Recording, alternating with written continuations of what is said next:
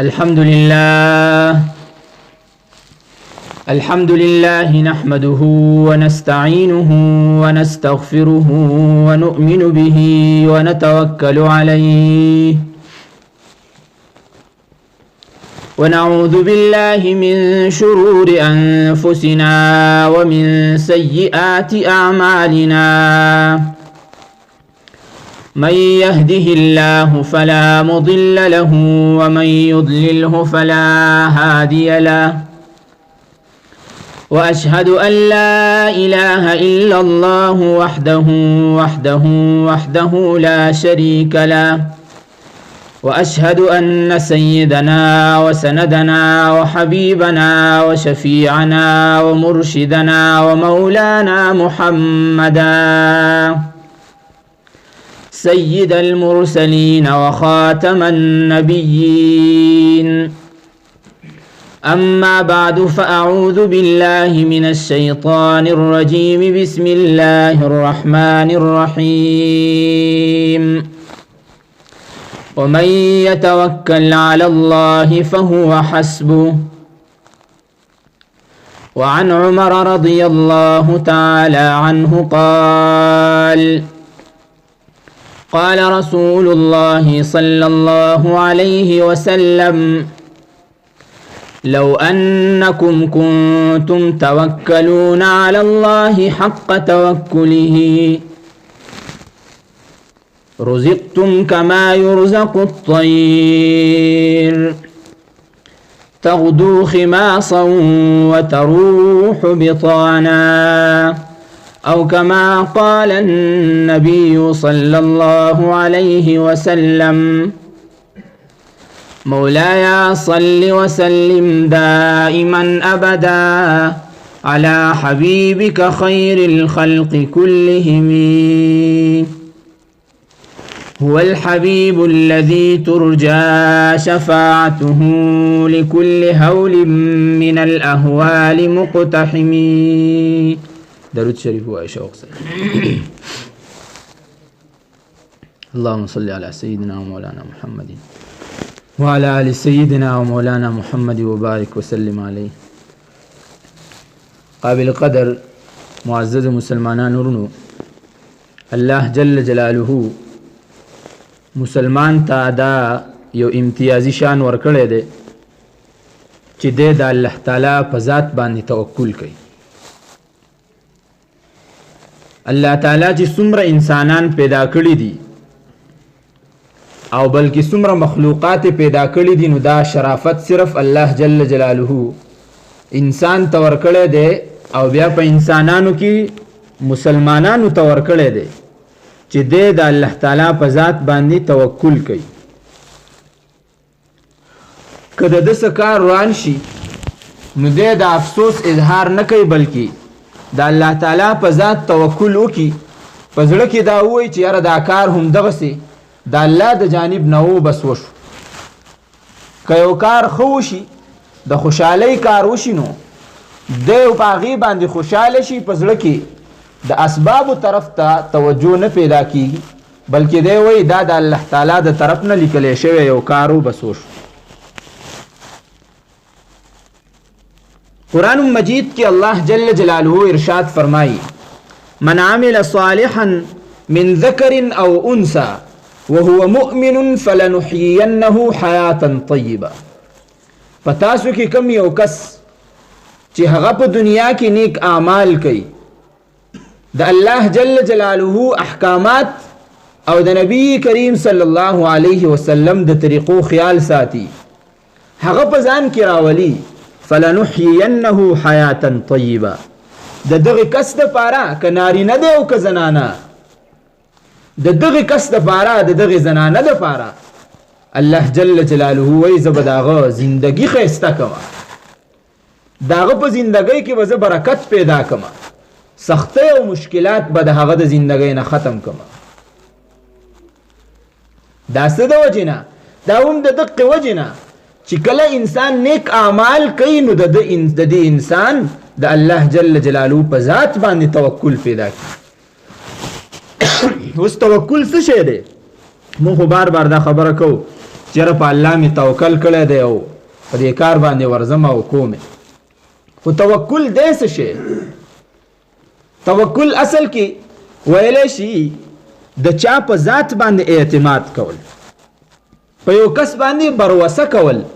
دې ته ویلی شي توکل او په اصطلاح کې یعنی عام په شریعت کې توکل دې ته ویلی شي چې تفویض الامور الى الله تعالی ثقة بحسن تدبیره د الله جل جلاله ذات ته ټول کارونه سپارل ثقة بحسن تدبیره په دې اعتماد باندې چې یاره دا کار کم کیږي د الله تعالی د طرف نه بس د دې به انجام ښیي یعنی هر کار الله جل جلاله ته سپارل د هغه د مرضی مطابق یو کار کول بیا د هغې نتایج الله ته سپارل دې ته ویلی شي توکل مثلا دې مثال به داسې لکه یو کس دی هغه کور جوړی کور دپاره هغه خښته راوړه هغه سامان او میټیریل ټول لا جمع خو که چېرې اوس د دې شخص د الله تعالی په ذات باندې یا په زمانه باندې په حقایقو باندې اعتماد نه او دی وایي چې زه دا یو خښته په بله خښته باندې ږدمه او دا داسې اوچتېږي هسې نه چې دا راغوزاره شي او دا ټول محنت او کړاو مې په خاورو کې لاوشي نو د دې سړي اعتماد نشته دی په حقایقو باندې اعتماد نشته بروسۍ په څه باندې نشته دی دا سړی دغه کار سر ته نشي رسولی خو که چېرې یو کس دی هغه دا اعتماد وکړي چې یاره یو ذات موجود دی زما به محنتي د الله جل جلاله د طرف نه به په هغې محنت باندې ښه نتایج ما ته راوځي مقصد به زما حاصلیږي او زه به دا کار د الله د حکم سره او د الله تعالی په نوم سره شروع کړم دا به سرته رسي هغه کار سرته ورسي او توکل د انسان په الله جل جلاله باندې دقه صفات د دې وجې نه نبی کریم صلی الله علیه وسلم ارشاد وفرمایل خلق مخاطب کو د حضرت عمر رضی الله تعالی عنہ روایت ده ارشاد فرمائی لو انکم کنتم توکلون علی الله کچریه تاسو داسې ای خلکو چې په الله جل جلاله باندې توکل کوئ په هغه باندې اعتماد کوئ د هر یو کار بروسه په الله جل جلاله باندې تړئ نو تاسو ته به او هغه بروسه داسې نه لکه عامه بروسه د خولې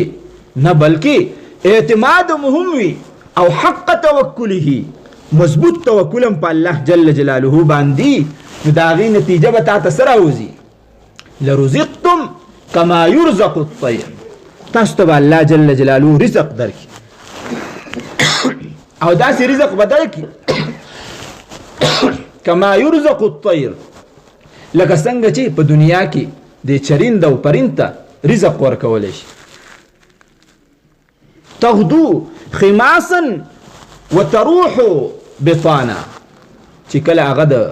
سحر راپاسي د خپلې جالې نه وځي نو په زمونږ خو که چېرې د کور نه راوځو نو یو ځای معلومي د رزق دپاره څه اډه معلومه وي چېرې پلانکي ځای ته به ځم هلته به څه کسب کوم هلته به څه ګټمه د هغې د وجې نه ماله روپۍ راځي یو کس دی دوکان یې چېرته اچولی دی نو هغه به وایي چې یاره دوکان ته ځمه او په دوکان کې به ګټه وټه کوم څه به خرڅوم او پیسې به ما ته راځي یو کس تجارت کوي هغه به وایي یاره منډایې ته به ځمه هلته کې به څه اخلم بیا به راوړم خرڅوم به یا به چې کوم دی نو بل ځای ته لیږم د هغې نه به ما ته رزق راځي یو کس دی زمیندار دی پټي ته به ځي وایي چې دا ګوډ به کومه یا به څه شو کومه بازار ته به راوړم خرڅوم یو کس نوکر دی ډیوټي د سکول ته ځي یا مدرسې ته ځي یا بل یو ځای ته ځي د هغه جاب دی هغه وایي زه به دا یو میاشت داسې کار کوم نو ما ته به رزق راځي خو نبی کریم صلی الله علیه وسلم ارشاد وفرمایو تاسو په الله جل جلاله باندې توکل وکئ تاسو ته به داسې رزق درکولی شي لکه څنګه چې یو پرندې ته رزق ورکولی شي چې د هغې د سرې نه څه اډه معلومه نه ده د رزق څه ځای نه دی معلوم سهار شي د خپلې جالې نه راوځي چې په کوم طرف لاړه خېټه خالی لاړه وګرځېده ماښام چې کور ته راځي نو تروح بطانا خېټه یې ښه ډکوي او واپس کور ته راشي. هغې پرندې له هم الله جل جلاله رزق ورکوي. مسلمانانو ته الله جل جلاله د نبی کریم صلی الله علیه وسلم په واسطه سره د توکل چل ښیي چې ګورې توکل کې نو داسې توکل کوله که څنګه چې یو پرنده توکل کوي. وزه د په رزق پسې د الله جل جلاله د ذات نه دا یقین وساته چې یاره چې یو پرندې له الله جل جلاله سپي له رزق ورکوي نو ماله به نه راکوي زه انسان ولې به نه درکوي. خو چې توکل کامل د توکل سره لازمي خبره دا ده چې مخکې د اعمال هم درست وي شاته دي اعمال هم درست دي داسې نه چې څه کار کوي او راځه الله باندې توکل دی ورځه نه د مخکې نه ستا اعمال درست دي که نه فاعبده وتوکل علی. قرآن کې الله جل جلاله لول د عبادت او د اطاعت شرط لګي چې په الله باندې زما په ذات باندې توکل کې نو فاعبد اول ګوره فاعبده کاملا ته زما عبادت وکړه په صحیح طریقې سره دا غینه بعد وای راځه توکل دې په خدای باندې او دا کار کوم. کچره مونږ نه پیژنې روزه نه پیژنې زکات نه پیژنې د مشر حق نه پیژنې په کشر شفقت نه پیژنې اخلاق تی خراب دي معاملات تی درست نه دي معاشره دی بګړاو ده او ته چې راځه په الله توکل دی او کیږي به دا توکل نه دی. توکل څه دی؟ دا دی چې ته اطاعت وکړي الله جل جلاله اول دا غینه بعد د الله جل جلاله په ذات باندې توکل وکړي. دا خبره هم غلطه ده چې یو کس وایي توکل عام لفظ توکل استعمالو کنه ځکه زه توکل ویم توکل کومه توکل با کې خدا سي هم نه چې یو شی ناممکن دی او ته راځه یو شی ناممکن دی او ته راځه کیږي با نه. د توکل لپاره هم اسباب دي د توکل اسباب دي. توکل ویل شي دی ته چې لول به ته اسباب مهیا دا غینه بعد به چې اسباب دی او قتل د یو کار د پاره نو په اسباب به یقین نه کې د الله جل جلاله په ذات به یقین وکي ځکه به ستا دا کار وشي. حضرت انس رضی الله تعالی عنہ روایت ته ترمذی روایت ته هغه ارشاد فرمایي یو سړی راغی نبی کریم صلی الله علیه وسلم خواته ملاقات لراغی نو تپوس تی کوي د الله رسوله خپل اوخه مې راوستې ده او هلته مې پرېښودې ده وی تړم او بیا په الله توکل وکړم که نه دغسې پرېږدم او په الله توکل وکړم. هغه اوښه مې وتړم یعنې موږي ته یې وتړم او بیا په الله توکل وکړم که نه دغسې کولاو پرېږدم او په الله توکل وکړم. نبی کریم صلی الله علیه وسلم ورته ارشاد فرمایي هغه ښه مضبوطه موږي ته وتړه چې چرته ځي نه بیا وروسته په الله جل جلاله باندې توکل کوه. چې کله دې اسباب پرووایډ کړل د هغې نه بعد به چې کوم دی نو ته د الله جل جلاله په ذات باندې توکل شروع. یو سړی دی هغه د دې ځای نه روان دی وایي چې مردان ته ځم او کینی د سوات په ګاډي کې او وایي چې د الله په ذات مې توکل دی ما مردان ته رسي. دا سړی به ورسي دی به چېرته ځي سوات ته به دی رسي ولې چې ده هغه سبب نه دی اختیار کړی کوم چې د مردان د تلو. نو بعضې خلک چې کومه دا خبره کوي چې اسبابو څه اعتبار نشته دی دا خبره غلط. صحیح خبره دا ده چې اسباب به اختیار کې په اسبابو به یقین نه لري د هغې نه بعد به د الله جل جلاله په ذات باندې یقین ولري ستا کار به کي. بیا اسباب د هغې درې درجې دي د اسبابو درې درجې دي. یو کس ته څه کار کوي نو بعضې کار دپاره سبب دا فرض وي د بعضې کار دپاره سبب فرض وي لکه مثلا زه وږی شم یا تږی شم او زه ناست یم خوله مې کولاو کړې د هوا ته چې دا هوا به چلیږي او نمی به راځي او زما په خوله کې به اوبه کېږي، زما تنده به ختمېږي او اوبه نسکم، زما دا تنده به ماته شي. نه ماتېږي. ولې نه ماتېږي؟ ځکه چې د دې تندې د مړه کېدو دپاره، د دې لوږې د ختمېدو دپاره یو سبب موجود دی. هغه سبب دی خوراک او څښاک. چې کله دې خوراک وکړو ستا لوږه به ختمه شي، چې کله دې څښاک وکړو ستا دا تنده به ختمه شي. بعضې څیزونه داسې دي چې د هغې دپاره اسباب لازمي وي، فرضي وي. په دې وخت کې چې کله ته وږی شي، تږی شي، نو په دې وخت کې ستا دپاره اسباب اختیارول فرض دي، لازم دي. که چېرې مړ شوې الله به نه تپوس کوي چې اوبه مې نه پیدا کړې وې، ستا دپاره ما خوراک پیدا کړی او تا ولې نه خوړه، تا ولې نه څکه، ضرورت څه و؟ نو بعضې وخت کې اسباب اختیارول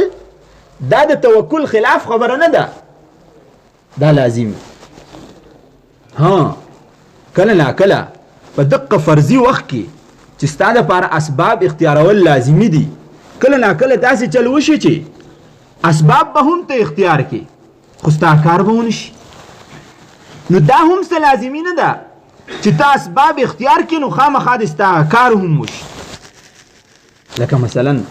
یو کس دی هغه ته تنده لګېدلې ده او یو مرض دی هغې ته ویلی شي استسقا. استسقا هغه مرض دی چې سړی تږی که دی په ډرمانو اوبه او مسکینو تندې نه ماتېږي، دې ته ویلی شي مرض استسقا. مرض جوع هم دی، دا چې کله انسان ته ولګي دی د په شکرونو چې کوم دی نو روټۍ وخوري خو د ده لوږه نه ختمېږي. نو تا اوس اسباب اختیار کړل خو چونکې د الله جل جلاله د طرف نه اسباب کار نه کوي په دغه ځای کې ستا دغه لوږه هم نه ختمېږي، ستا دا تنده هم نه ختمېږي. نو یو سبب اختیارول لازمي. دویم سبب د یو کار دپاره اختیارول هغه فرضي نه بلکې هغه عمومي. یعنی عمومي مطلب دا دی که دا کار وشو ښه ده او که ونه شو نو هم ښه ده. لکه مثلا زه بیمار شم، زما په سر درد راغی، نو زه به خامخا چاته ویم چې یاره پیناډال ګوړه استعمالوم. ولې؟ په سر مې درد. ښه زما تبه شوله، زه به انټیبایوټیک خورم. ولې؟ ځکه چې تبه مې شروع شوې ده. خو داسې لازمي نه ده چې همدغه څیز به ماله ښه کېږي، داسې لازمي نه ده چې دغه ګولۍ دا به زما دپاره ښه کېږي. نو بعضې اسباب اختیارول هغه فرضي نه بلکې هغه درمیاني طور باندې یا به وشي یا به ونه شي. دا هم جایز دي دا اسباب اختیارول. او اخیره یو سبب اختیارول وهمي. اخیره سبب اختیارول وهمي. او نن سبا زمانه کې زمونږ د دقې وهم د مرض نه معاشره بګړاوي خرابي. لکه مثلا یو کس دی د هغه واده نه کېږي، په کورونو کې مور ګرځي یاره زما زویله چې کوم دی نو لور ته راکه، ته خپله خور راکه وغیره وغیره. فورا د ښځو ذهن ته یو خبر راشي یاره خامخا په مونږ باندې چا څه کړي، په مونږ باندې چا څه کړي دي. یو سړی دی دکانداري نه چلیږي، یاره خامخا چې کوم دی نو په مونږ باندې چا څه تعویض کړی دی، بندش کوډې راباندې کړي دي او د دې وجې نه زمونږ کاروبار بند. نن سبا معاشره کې دا یو وبا پیلاو شوی دی. یو سړی دی بیمار شو، نو هغه فورا ډاکټر له لاړ، ښه نه شو، یاره خامخا د څه نه خالي نه ده چې په ما باندې به چا څه تعویض کړی یا به یې رامندې څه کوډه موډه کړي. دا شي زموږ ذهن ته فورا راځي. د دې خبرې نه انکار نشته چې په چا باندې جادو او سحر نه کیږي.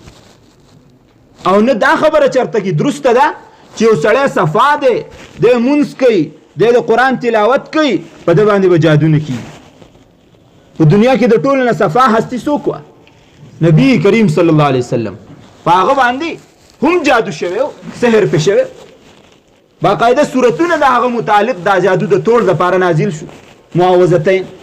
قل اعوذ برب الفلق قل اعوذ برب الناس په خوب کې فرشتي ولیدي یو سر ته یو خپو ته کېناسته وی دې سړی له څه شوي دي یو د بل نه تپوس کوي وی مسحور په ده باندې سحر شوی دی وی چرته شوی دی وی دا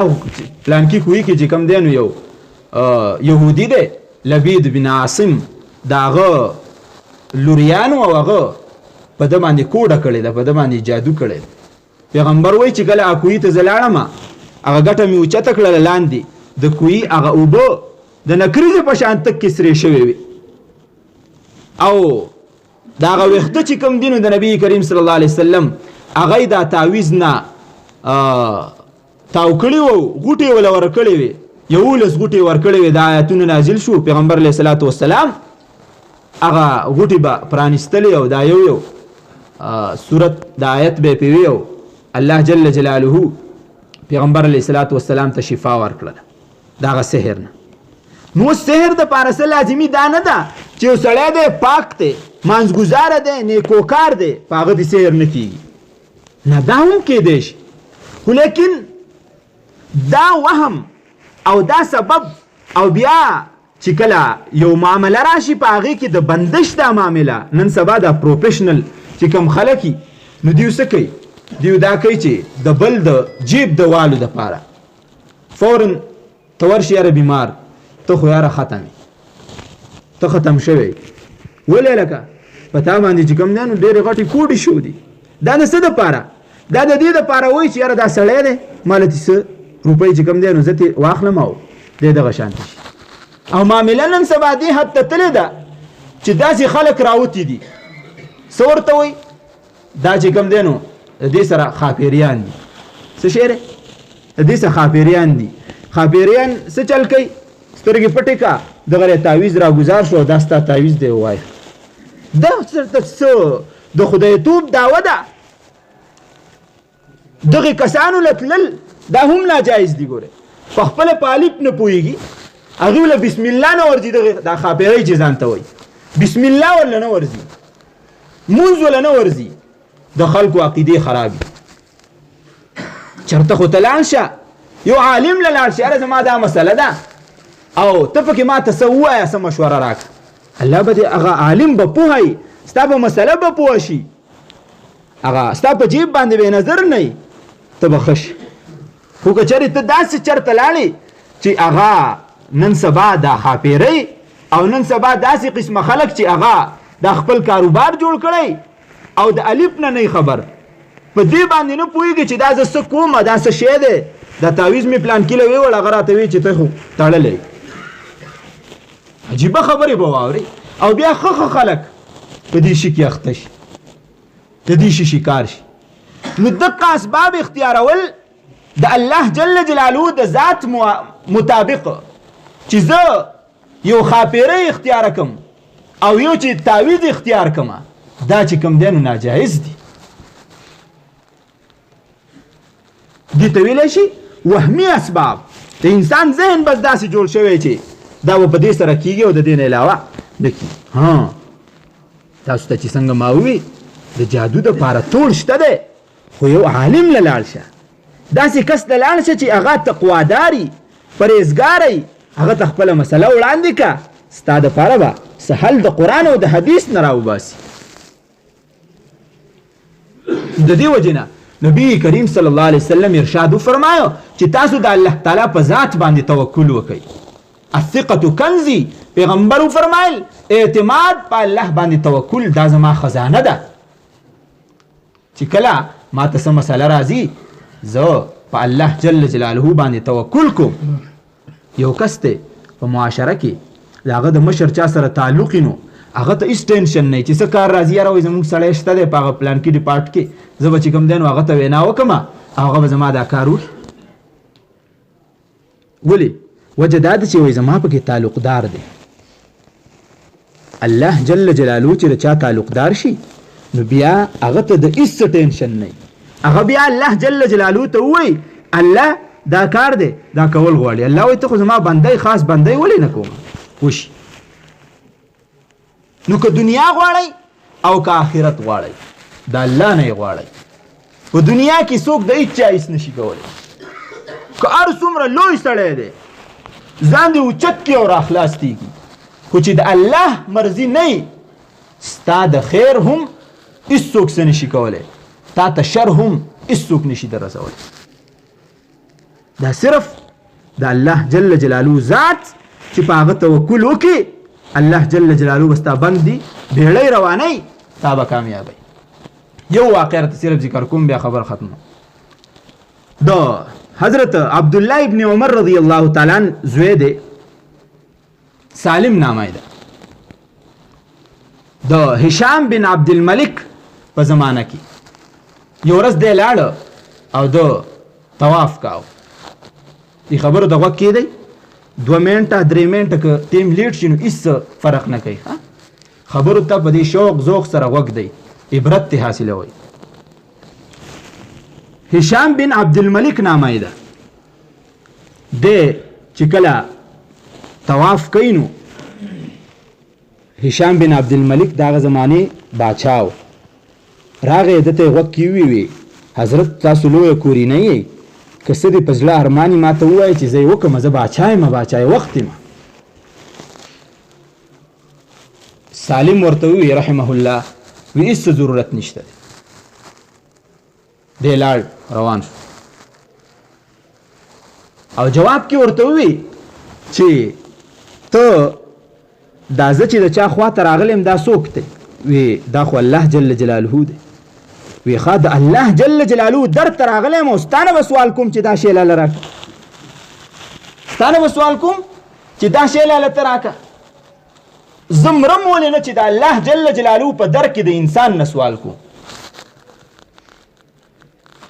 د چې کله طواف ختم شو هشام بن عبدالملک باچا لاړ،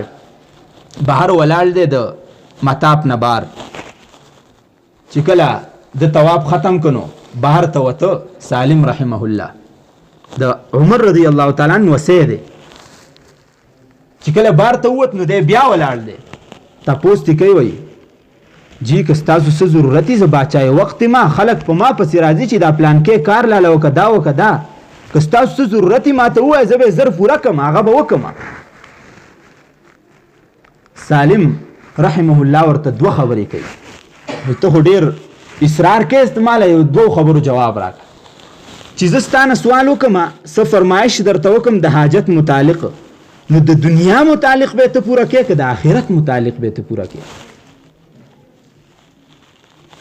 هشام بن عبدالملک سوچ وکړه چې